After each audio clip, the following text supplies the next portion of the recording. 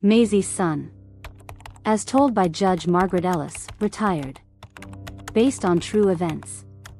My name is Margaret Ellis.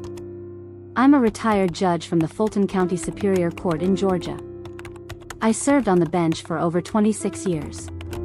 In that time, I've seen it all: drug dealers, murderers, con artists, teenagers who destroyed their futures with one bad choice, and politicians who destroyed others' lives with many.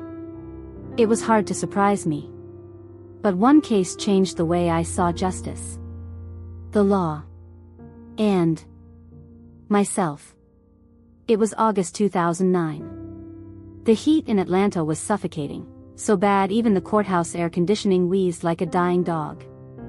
I hadn't yet planned on retiring. Though back then, I'd already started carrying blood pressure pills in my robe.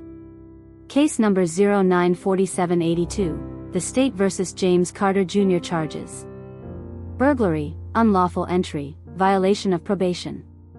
Maximum sentence, 15 years.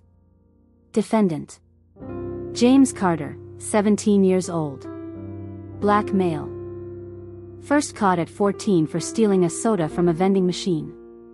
The incident: James was caught breaking into the corner store of Mrs. Maisie White, a 76-year-old widow who ran a tiny family grocery on Atlanta's southwest side. He didn't steal money. He took baby formula, diapers, wet wipes, and a baby bottle. Court day. When I first saw James, he stood in the glass defendant's box, swimming in a prison jumpsuit far too big for his small frame, like it weighed more than him. Like it weighed as much as the whole system pressing down. "How are you feeling, Mr. Carter?" I asked. "Fine, ma'am," he said quietly. His voice wasn't angry. Just tired. Like someone too young to already be worn out by life. Prosecutor: Jane Craig. Tough. Cold.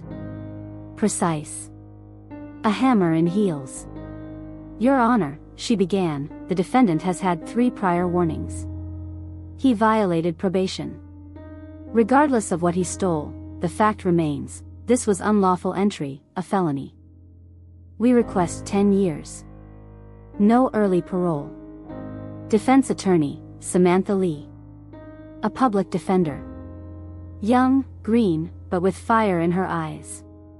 "Your Honor, James didn't steal for profit. He broke in because he's caring for his 2-month-old baby sister. Their mother overdosed. Their father is in prison for illegal possession of a firearm. James dropped out of school to take care of the infant. He didn't take liquor, electronics, or cash. He took what the baby needed." I checked the file. Child Protective Services had confirmed the baby was in his care. No adult supervision. No money. But the apartment was clean. The child healthy. He wasn't a thief. He was desperate. Witness: Maisie White. Tiny, wrinkled, and stubborn. She wore a pale blue church hat with ribbons and insisted on testifying. "Yes, I saw him," she said. "I watched the footage from the security camera. I filed a report because I was scared. But I want to drop the charges." A gasp rolled through the courtroom. The prosecutor objected immediately, arguing that fear or sympathy could not outweigh the law. "The state has an interest beyond any individual victim's feelings," she said. I let Maisie speak anyway. I rewatched the footage. He didn't smash anything. Just opened a window. He only took baby things. I'm a mother. And a grandmother. I saw how he held the baby bottle, like he was afraid to drop it. Then she pulled out a letter. "This is from his mama. She wrote it to me once from prison. I used to bring her groceries sometimes." She held up the note. She said James was the best thing she ever did. The only thing she did right. My choice. I had 2 paths. 1, uphold the letter of the law. He did violate probation. He did commit a felony. 2, or take a risk. See the human beneath the charge. See the boy. See the brother. I took off my glasses. Looked at James. Mr.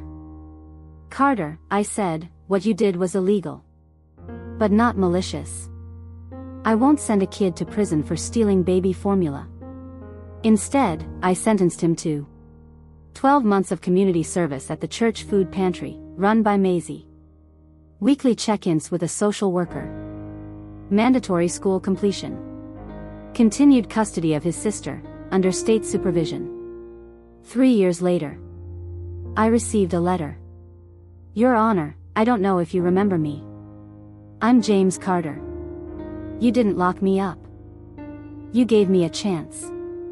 I just graduated. My sister started first grade. And Maisie? She's now the grandma I never had. And at the bottom. Thank you for seeing a person, not a criminal. I kept that letter in my desk drawer until the day I retired. Because that day in court, I didn't just follow the law. I listened to a heart.